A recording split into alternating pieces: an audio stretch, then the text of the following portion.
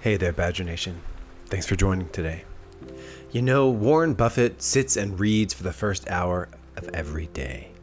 Me, I sit down and study Amazon PPC campaigns, looking for trends in the high-performing ones, the ones that always hit their ACOS, as well as the accounts that struggle to hit their ACOS, so I can be a more informed Amazon marketer, and so I can share it with you, dear members of Badger Nation. So, whether you're driving in the car or cleaning up around the house or at the gym, for me, right now, it's a quiet morning. It's a rainy morning. And I'm sitting near the window in the reading nook, analyzing some Amazon ad accounts this morning. And as I look at the rain flow down the live oak tree in my front yard, a gentle sound sweeps through the tree's leaves onto the gray sunrise. That sound is the sound of two Amazon advertising accounts with a very low ACOS. Let's take a look here. Now, what are the characteristics of an account with a low ACOS? I've always studied this, and today, in October 2023, was another time to study this. I want to know things like, what percentage of their keywords are broad, phrase, modified, broad, or exact? What's the breakdown of their auto, manual, sponsored, or sponsored display? In other words, what is the spend breakdown for a high-performing, low ACOS account? So the first account I'm looking at is an account that spends $7,500 a month in the US, all three accounts are in the US, at a 21% ACOS. The account spends 90% on sponsored products, 9% on sponsored brands, and almost nothing, just 1% on sponsored display. It's a pretty interesting breakdown there. Heavy sponsored products. The average keywords and targets per ad group is just 10, which is very low, under the recommended 30 or fewer keywords or targets per ad group, per campaign actually. It has an ACOS power ratio of 1.5. If you don't know what that is, and it's the first time that you're hearing about an ACOS power ratio, I highly recommend just search ACOS power ratio PPC Den into Google and you'll find it. Essentially what it is, it's the ratio of your account level ACOS, so just your normal ACOS for all of your search terms, versus the ACOS of things with an order. So what I mean by that is you might have a 50% account ACOS, and then when you look at just the things that got orders, you have a 10% ACOS. That would be an ACOS power ratio of 50 over 10, which would be 5x. That would represent an account with lots and lots of bloat. So all the way down at 1.5x ratio, that's actually really conservative. That's actually not doing a ton of testing. It's relatively tight. They have 73% manual and 27% auto. They have 44% on exact match, 30% on broad, 25% on modified broad, and almost nothing on phrase, which is pretty interesting breakdown there. So heaviest on exact, then broad, then modified broad, almost no phrase. And this is a question I keep getting asked, like, hey, should I get rid of my phrase and just replace it with modified broad? So you can imagine maybe this account a year ago had 20%, 25% phrase and has since moved that over to modified broad. There's lots of good reason for that. So let's just continue analyzing this. It only has 3% of its ad spend on self-branded terms and only 1% on competitor terms. So if I could summarize this account A over here, this first account, 21% ACOS, a lot of control, does not take many risks, aim for its ACOS targets, and doesn't do much else. It has good control over sort of what it's targeting and what it won't target. So it's very intentional about how it doesn't try to pad its numbers with branded traffic, nor spike its ACOS for conquesting. So pretty interesting, very disciplined account here. So let's see if we can jump into account 2, also with a low ACOS, and see if there's any similar ratios. So account number 2, they spend more than 10 times more than account A. They spend $90,000 a month. However, they also have an ACOS of 21%. So let's investigate. 88% sponsored products, 9.5% sponsored brands, and 2% sponsored display. That is a near identical breakdown of campaign type, spend by campaign type, as account 1. Is this sort of the code to getting a low ACOS, being heavy on sponsored products, direct response, get the sales, get the clicks, deep in the funnel, 88% sponsored products, 90% sponsored products, very little sponsored display. It's pretty interesting. When we take a look at the average keywords per campaign, they have 27 keywords per campaign. It's a bit higher, but it's still in sort of the pass-fail. It's still passing for being under 30, typical recommended range. The ACOS power ratio is 1.3, which is actually very similar, but a bit tighter than account A. They are 70% manual and 30% auto. That's almost identical to the 73-27 split we saw in the previous account. So really interesting there. So similar sort of breakdown of sponsored product, sponsored brand, sponsored display. Also pass-fail, keywords per campaign, it's under 30. ACOS power ratio, very tight. Both of them were 1.5 or lower. 70% manual targeting, 30% auto targeting. That's also very similar. So far we have a near identical breakdown. Then we got to some divergence.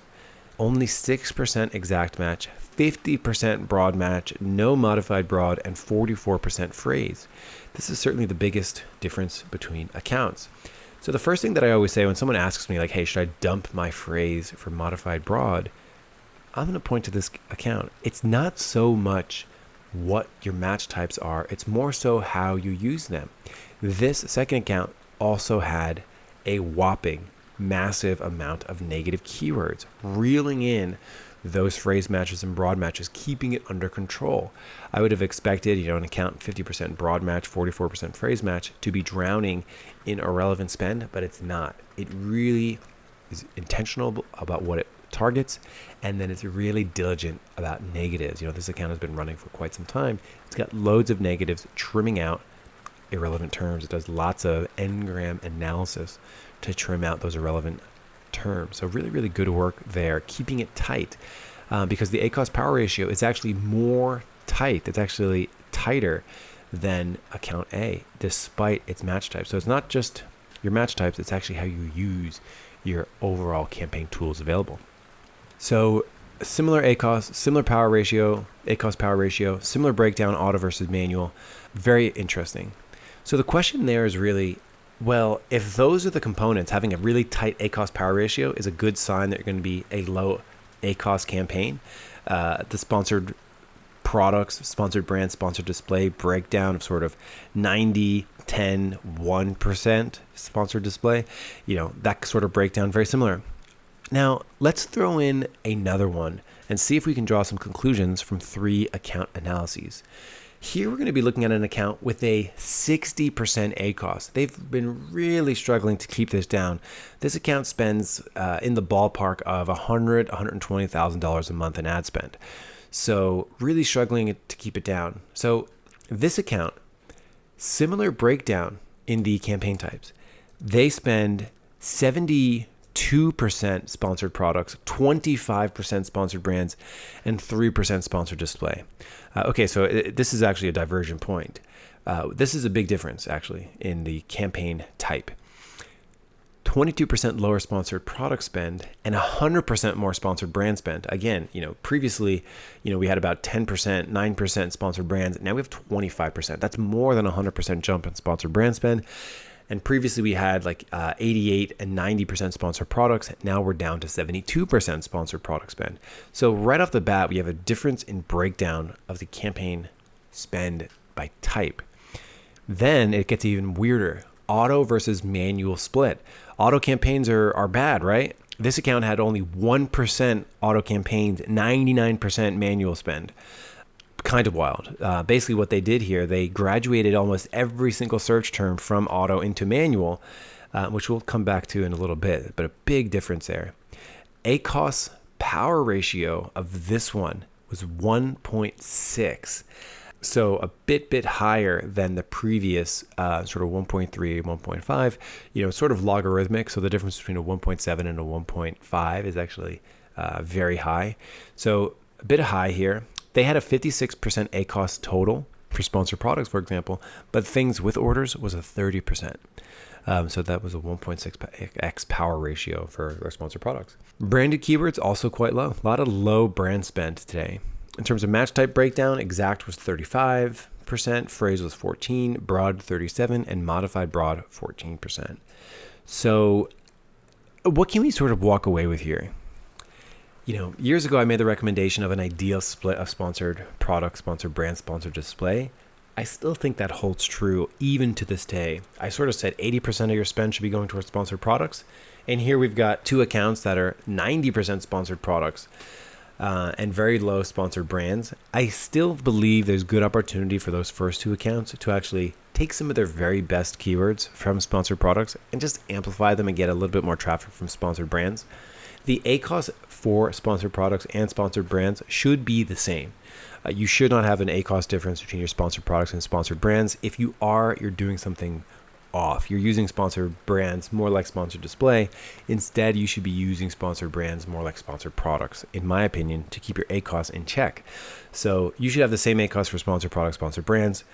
That's 80% sponsored product spend, 15% sponsored brand spend, and just a small amount of sponsored display, making the recommendation here 5% or less. From there, it really seems the third account had the biggest difference is, of course, auto campaigns. And this is a campaign structure quirk that I've noticed more and more in the last 6 months. People are hyper segmenting their accounts to the point where, in this account, it has no automatic targeting whatsoever. The issue with that is when you look at the things with 1 order or more a week, the keywords with 1 order or more per week, it's actually incredibly low in account C, in the third account here. So what does that mean? When you have an auto campaign, you have 1 target, it might be close match or substitutes, with 10 orders a month. As soon as you break that up, as soon as you split that into 10 separate search terms, now you're going to end up with 10 search terms where each individual term doesn't get 1 order a week. So what does that do to you? Well, that means you're bidding on something that's going to get lots of clicks, potentially for 29 days before it gets an order, giving you really herky-jerky, difficult to manage campaigns. So with campaign structure, I always recommend people know when to combine things and know when to split them out. In this third account, it's so hyper manual, it's so split out that actually it's struggling to keep its ACOS under control, and it could actually be benefited by an auto campaign where that's lower cost, that you have more bid confidence because your close match, your loose match, your complements and substitutes have 10 orders a month instead of 40 separate search terms spread out in manual. So that's sort of a consideration here that I think is hurting account C.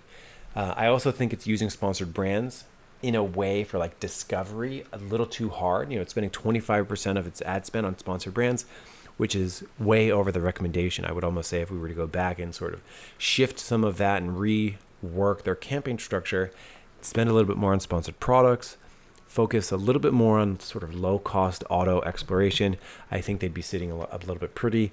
Maybe looking at some of those individual keywords they're bidding on for sponsored products that only have like 1 order every 60 days and see if maybe they could be captured through a low-cost auto campaign.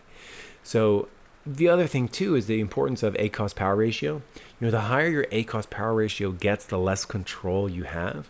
So even though the third account had a really tight split into manual versus auto, it still had a lot of broad match spend, a lot of phrase match spend, a lot of modified broad spend, that when it's split out so much could be better suited for grouping these terms so you could have a little bit more bid confidence in it. So in short, the first two accounts are very disciplined with whether or not they pad their numbers with branded traffic, with how hard they want to go after competitor traffic, and that campaign type split really dialed in.